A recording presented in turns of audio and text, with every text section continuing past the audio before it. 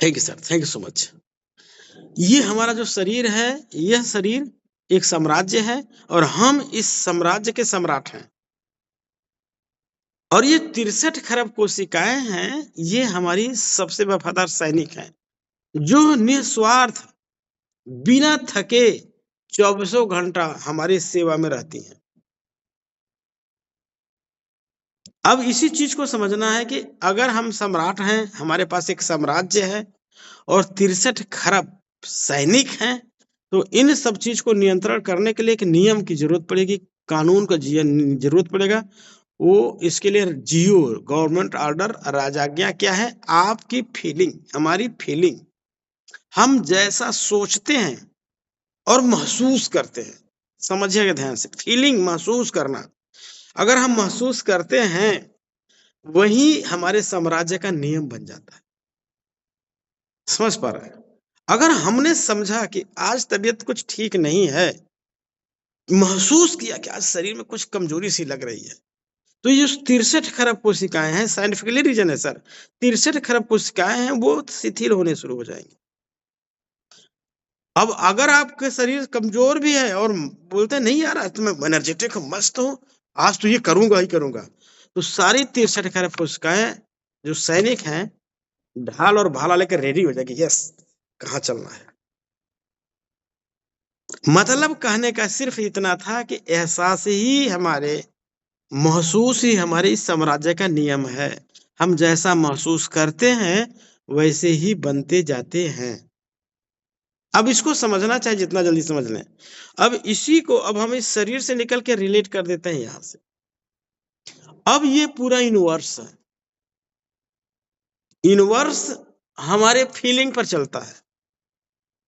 इस यूनिवर्स में सर समझिएगा, इस यूनिवर्स में हर कुछ चीज भरा पड़ा है, जो हम आप सोच पाते हैं उसका हजारों नहीं अरबों खरबों गुना ज्यादा भरा पड़ा है। कोई इतना है जिसका कोई हिसाब नहीं है। हम क्या सोच पाते हैं? हम जो सोच पाते हैं, महसूस कर पाते हैं, उसका अरबों खरबों में अरबों खरबों का अरबों खरबों में अरबों खरबों साल गुणा करते रहिए, उससे भी ज्यादा भरा पड़ा है वहां। और हम वो हमारे लिए ही है, बट हमारी फीलिंग, नियम क्या है, नेचर का नियम क्या है कि आप जैसे होंगे वैसी चीज अट्रैक्ट करेंगे, खत्म। जितनी पावर से है उतनी पावर से अट्रैक्ट करेंगे। कैपेसिटी भी आपके पास है, आपके मन में पावर कितना है, आप तड़प कितना रखते हैं, फीलिंग तो उसी से पता चलेगी ना। तो वो उसी क्रम में आता रहेगा।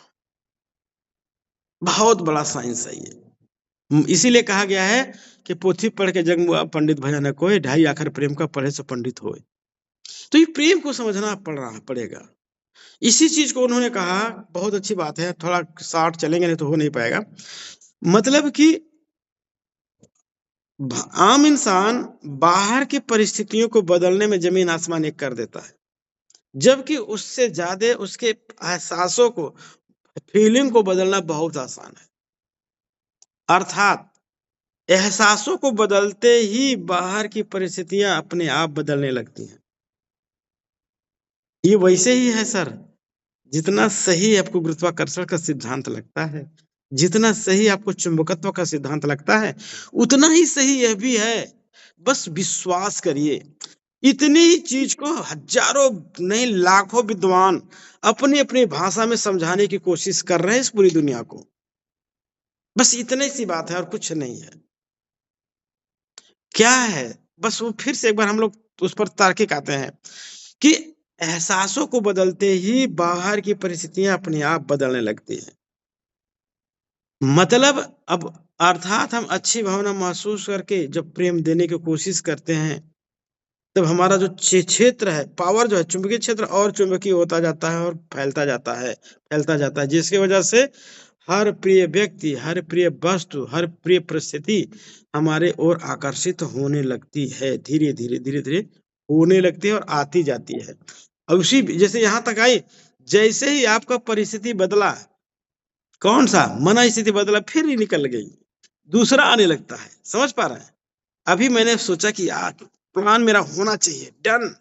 परिस्थिति चाहे जो भी हो, एसकेटी ने कहा है कि अगर आपकी अच्छी परिस्थिति हो मन स्थिति अच्छी नहीं हो तो अच्छी परिस्थिति, अच्छे दिन चल रहे हो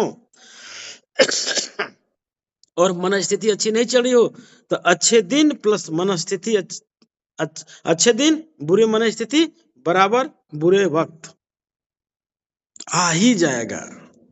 उनकी अपनी भाषा, बात यही है। डॉक्टर विवेक बिंद्रा सर क्या बोलते हैं, मन स्थिति बदलिए परिस्थिति अपने आप बदल जाएगी। सेम बात जितने लीडर्स को मैं सुना सर, सब ने यही कहा, चाहे वो किसी भी धर्म संप्रदाय के रहे हों।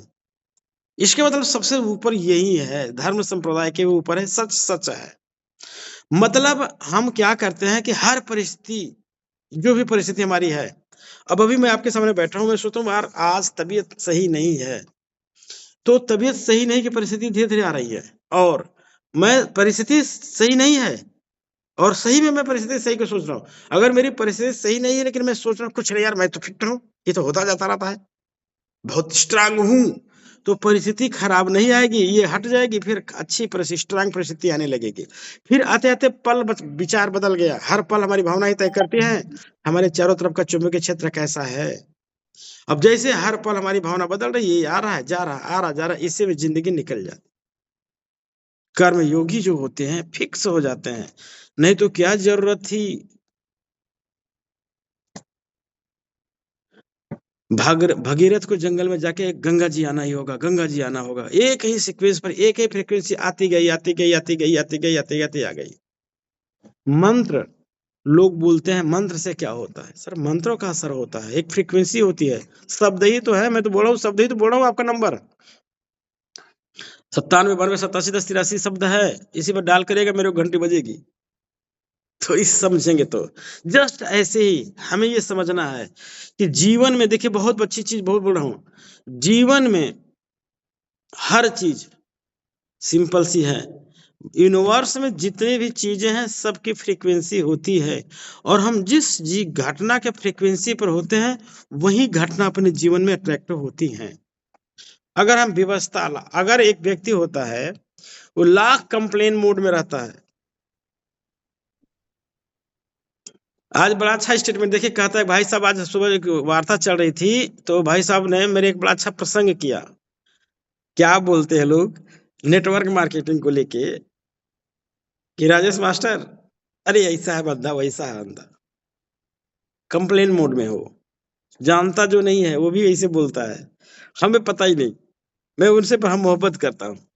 तो उसने भाई साहब ने बड़ा अच्छा स्टेटमेंट सुबह दिया कि भाई भाई मेरा है, मैं जानता हूँ बंदा कैसा होगा, या मेरी माँ जानती होगी बंदा कैसा होगा। सच में इन दो लोगों के अलावा मुझे एक बड़ी अच्छी गहराई बात लगी इस बातों में कि सच में भाई देखिए एक चीज मैं बता दूं कि सच में माँ ने पैदा किया है तो माँ ही जानता है, जानती होगी ना कि इसका स्वभाव कैसा है, बचपन में कितना रोता गाता रहा, कैसा रहा होगा। भाई साथ रहा है तो भाई को पता होगा ना कि बचपन में एक दूसरे, इससे नजदीक कौन हो सकता है भाई।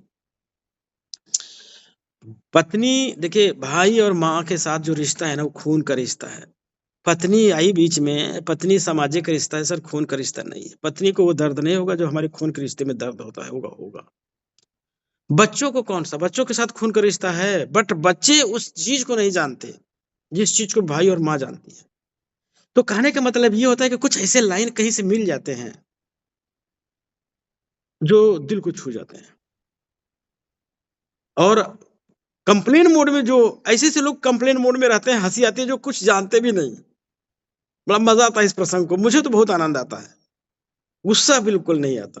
कभी कभार ह्यूमन नेचर है, गरम मैं भी हो जाता हूँ, लेकिन मैं तुरंत कंट्रोल करता हूँ, ना ना ना, cut cut cut cut cut, गलत गलत गलत गलत कनेक्शन हो रहा है, तुरंत करो। अच्छा है भाई, मतलब कहने का ये है कि सर अगर आप एक ही मोड पे होंगे, 1000 बार असफल होंगे, कर करके ही सीखना है ना सर। मुझे पता चला, मैं 27 साल से नेटवर्क मार्केटिंग हूँ, नहीं सीख पाया तभी तो यही हूँ। सीख गया होता तो यहाँ बैठता, कहीं और होता ना। लेकिन अब भी वक्त है, जब जगे तभी सवेरा, अब समझ पाए हैं। मैं बता दूं, अब आज के 3 साल बाद की कहानी देखिए आप, यादगार पारी होगी सर।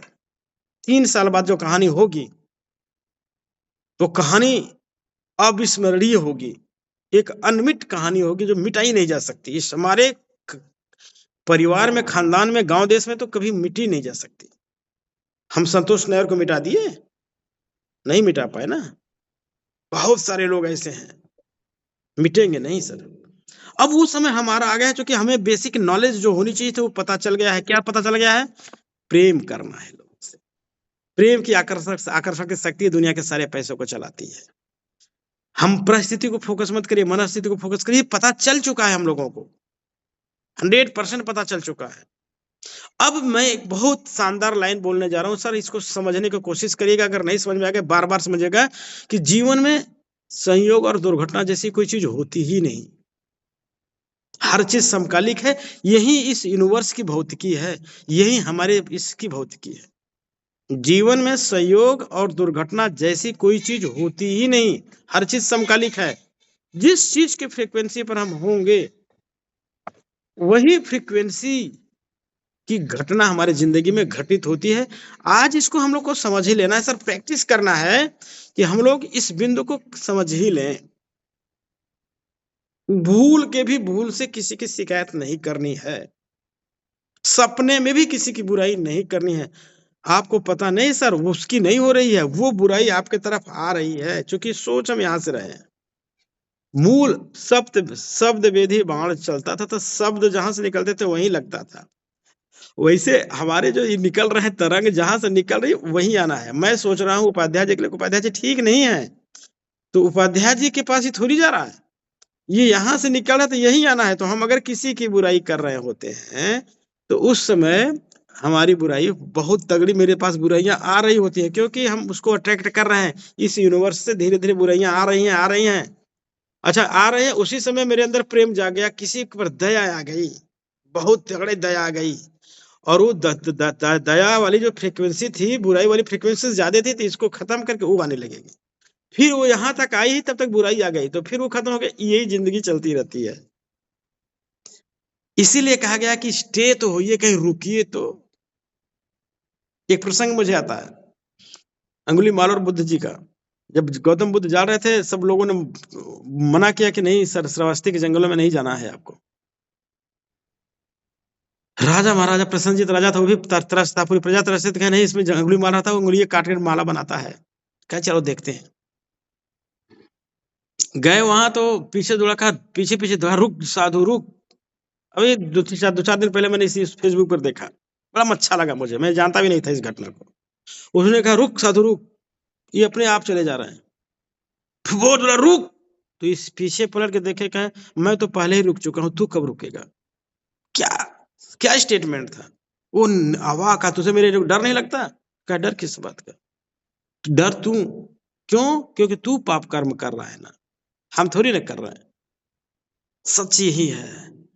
जो व्यक्ति बुराई कर रहा है सर, किसी के बारे में बुराई सोच रहा है, घर परिवार बाहर जो भी सोच रहा है, वो रुक जाए, आज ही रुक जाए। जो लीडर सक्सेस है सर, हमें आपको लगता है, मैं बता दूं, सम्मान करिए उस लीडर को। मैं देखता हूं कि मेरे इतने हार्ड वर्क के बाद साला मैं यही हूं, तो वो जो वहां गए होंगे, उनके दर्द को समझेंगे तो यहां से आंसू निकलते हैं सर।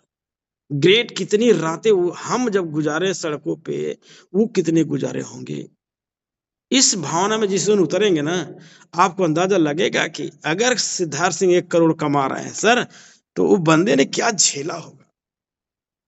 पहली बार जब हमारा फ्रेश अचीवर कॉन्फ्रेंस हुआ था, तो निर्मल सर ने एक वीडियो दिया था हम लोगों को।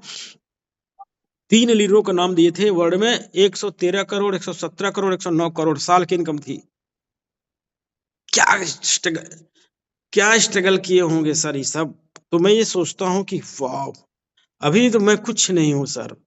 अब हम उन लोगों को देख के सोचते हैं, अब इन लोगों को देख के सोचें कोई मेरे बारे में क्या लोग बोल रहे हैं ना, भूल के भी नहीं मत बोलिए। अगर आवाज दिमाग में बात आ गई तो मजा ले लीजिए, एंजॉय पूर्वक हटा दीजिएगा, उसको अंदर आने ही ना दीजिए। तो सोचिए कि जो करोड़ रुपए महीने बना रहा है, जो 50 लाख बना रहा है, उसने कितने त्याग किए होंगे। उसके माइंड सेट को समझेंगे तो आपको लगेगा कि यार ये लोग कैसे लाइन अप किए होंगे। बस दूर से अपने को लगता है, जिस दिन उससे रास्ते से गुजरना होगा ना सर, तब यह एहसास होगा कि सर। तो हमारा एक निवेदन है, सबसे करबद्ध निवेदन है कि सर, आज से हम सब लोग शपथ लेते हैं, एक स्टेटमेंट लेते हैं अपने टीम के साथ कि जिंदगी में किसी की बुराई सोचेंगे नहीं, क्यों नहीं सोचेंगे? क्योंकि ये सोच रहे हैं तो ये मेरे पास ही आ रही है भाई, मेरे बच्चों। कहते हैं ना कि एक गाँव में कहावत है, पूरी तरह से मुझे पता नहीं है, कि अगर बेटा के सक्सेस में बाप का बहुत बड़ा रोल होता है। अगर किसी को मालूम होगा तो बोल देगा कि कैसे, तो कहते हैं एक चीज और है कि पुत्र का पुत्र तो क्या धन संचय, पुत्र का पुत्र तो पुत्र से पुत्र तो क्या धन संचय, ऐसे कहते भी है। लेकिन एक कहावत और है कि कैसे हमें नहीं कहने आ रहा है, कि बेटा का ग्रोथ उसके बाप के कर्मों से होता है। अब बाढ़े पूत पिता के घर में। ग्रेट सर, जी जी राकेश सर बताएं, रमेश सर। बाढ़े पूत पिता के धर में, खेती उपजे अपने कर में। Great sir, great. देखिए मतलब बाढ़े पूत पिता के कर्म में, तो अगर बाप का कर्म अच्छा नहीं है तो पुत्र बढ़ेगा नहीं, मतलब आपकी अगली जीवन भी खराब। मैं मानता हूं हमारा अगला पुनर्जन्म मेरा बेटा ही है। सच भी है, हमारा आम का पुनर्जन्म एक आम के गुठली से होता है सर। आम के गुठली को बो देंगे तो आम का पुनर्जन्म होता है, तो आम ही तो होता है। तो हमारा पुनर्जन्म हमारा बेटा है। अगर हम गलत जो किए हैं, मैं बता दूं आपको sir, thank you sir Ramesh sir का। हमारे रमेश सर ग्रेट लीडर है सर, इलाहाबाद से हैं। और मैं बता दूं कि आज हम जितनी बुराई कर रहे हैं, जितनी कुकर्म कर रहे हैं, वो अगर हम नहीं निकल गए किसी कारणवश, तो मेरे बेटे को झेलना, हिसाब करके ही आना होगा उसको। ये बात दिमाग में रख लीजिएगा। किसी दिन इस पर तर्क होगा तो आपको ये तर्क समझ में आ गया कि सच बात है। और जो बुजुर्गों ने ये कहा है ना, ये साइंटिफिकली है। हम अब समझ ही नहीं पाए इस विद्याओं को। बुजुर्गों ने हर बात को समझाने की कोशिश करी थी, बट हम आप समझ नहीं पाए थे। अब उसी को साइंटिफिकली तरीके से बड़े बड़े विद्वानों ने समझा और लिख के किताब लिखा, यूट्यूब पे डाला, किताब बेच के पैसे कमाए, यूट्यूब पर डे पैसे कमा रहे हैं। हम आप यूट्यूब से खंगालते हैं, हमको वीडियो अच्छा लगता है, हमारा उनका घंटा बढ़ता है, उनका लाइक बढ़ता है, उनके व्यूज बढ़ते हैं, उनको पैसा जाता है, हमें ज्ञान मिलता है। तो ज्ञान का तरीका बदल गया है। अब ऑनलाइन ज्ञान देने से पैसा बढ़ेगा। मैं अभी स्क्रीन रिकॉर्ड कर रहा हूँ,